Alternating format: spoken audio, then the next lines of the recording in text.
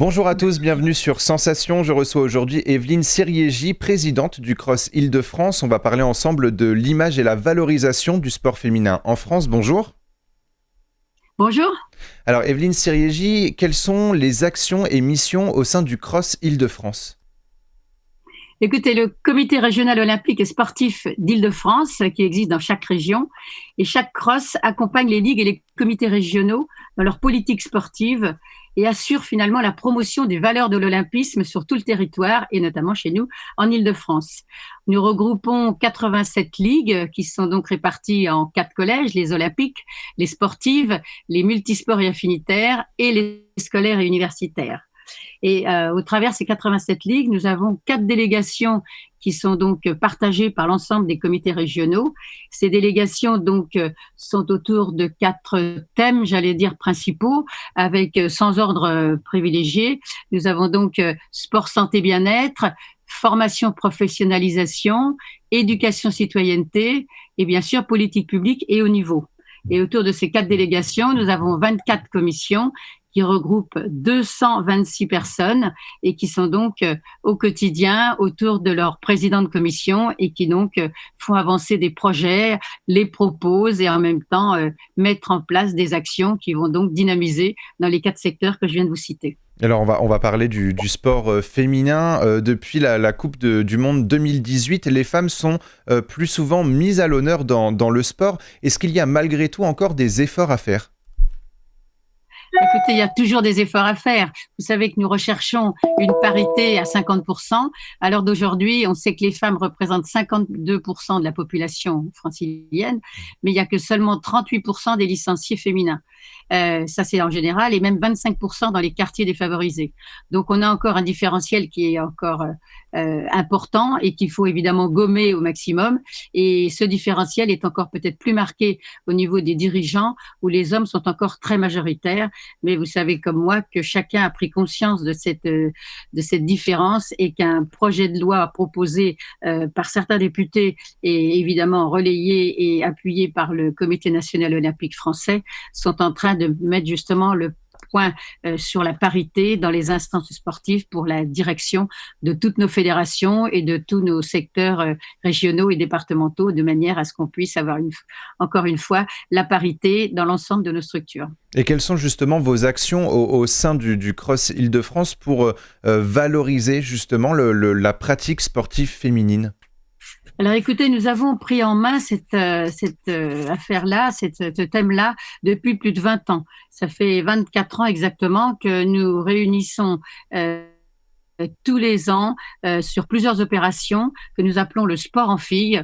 Et ce sport en filles permet à des jeunes filles des quartiers défavorisés, en particulier adolescentes. C'est un âge où on s'était rendu compte que les jeunes filles n'étaient plus aussi enclins à être acceptées dans les clubs. Alors évidemment, il y a des transformations physiologiques qui font que les jeunes en général ont d'autres préoccupations, mais on s'était aperçu que les jeunes filles étaient en particulier les moins servies dans les clubs et aller moins dans le sport. Donc, on a mis en place ces événements qui, évidemment, avec le concours de nos partenaires institutionnels, bien sûr, qui sont la région et l'État, mais en même temps, une belle opération qui se draine avec les collectivités territoriales qui cherchent aussi à travailler avec le mouvement sportif pour mettre des opérations pour des jeunes qui sont encore une fois éloignés d'une pratique et on cible évidemment ce genre de jeunes qui encore une fois est éloigné d'une pratique et ne se sont pas forcément accueillis dans les clubs comme il se devrait. Donc on a mis en place cette découverte sportive et évidemment les passionnés de sport qui sont les entraîneurs des ligues et des comités régionaux sont là pour accueillir les jeunes qui vont avoir découvert un sport qui leur plaît particulièrement.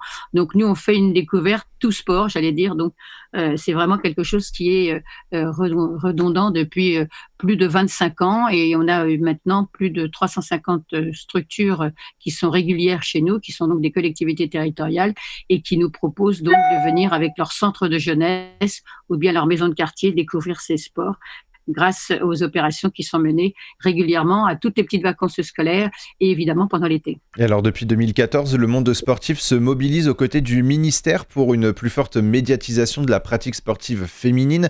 L'opération s'appelle Sport féminin toujours et elle se tient du 14 au 20 février. Le hashtag plus de sport au féminin permet également cette médiatisation ou en tout cas cette mise en avant du sport au féminin sur les réseaux sociaux. Quel est l'intérêt d'une telle opération selon vous? Est-ce que c'est une opération essentielle? Écoutez, c'est nécessaire, c'est essentiel, c'est fondamental. Voilà, les mots ne manquent pas pour dire que c'est quelque chose qui me tient à cœur et sur lequel nous, le CROSS, on va évidemment s'engager pendant toute cette semaine au travers nos réseaux sociaux qui vont être, j'allais dire, complètement axés sur cette féminisation pour que toutes les personnes puissent comprendre que le sport au féminin, c'est quelque chose qui est normal, qui est un droit, qui est offert à tout être humain, les hommes comme les femmes. Et nous sommes vraiment tous engagés, que ce soit mes dirigeants, que ce soit mes salariés, que ce soit toutes les personnes qui sont bénévoles et qui travaillent au quotidien à nos côtés pour pouvoir, encore une fois, prôner cette volonté de mettre les jeunes, que ce soit des jeunes ou des moins jeunes d'ailleurs, mais surtout les féminines dans les directions du sport. Alors justement, vous l'avez évoqué. Vous l'avez évoqué, hein, vous avez parlé à la fois des sportives, mais également des bénévoles. Et cette semaine, justement, valorise toutes les femmes du monde sportif, donc les encadrantes, les dirigeantes, les bénévoles, les juges ou même les sportives. Est-ce que l'objectif, c'est pas aussi d'inspirer les femmes et les jeunes filles? Écoutez, je pense qu'effectivement, ces opérations vont inspirer ces jeunes dans la mesure où il va y avoir des opérations spéciales pour elles. Et on sait bien que les jeunes femmes, et notamment moi je l'ai vécu avec les jeunes filles qui arrivent, qui ont 12, 13, 14 ans, qui n'ont pas cette cette éducation au sport pour elles. Elles considèrent finalement que le sport leur est pas forcément bien proposé et nous devons faire des opérations spécialement pour elles pour qu'ensuite on puisse aller vers la mixité. Et c'est pourquoi nos opérations de sport en filles qui ont démarré au départ parce qu'on voulait mettre à l'attention sur les jeunes femmes, nous avons ensuite mis des opérations de sport en mixité parce qu'on veut aussi que la société, c'est les hommes et les femmes, on puisse aussi faire du sport ensemble.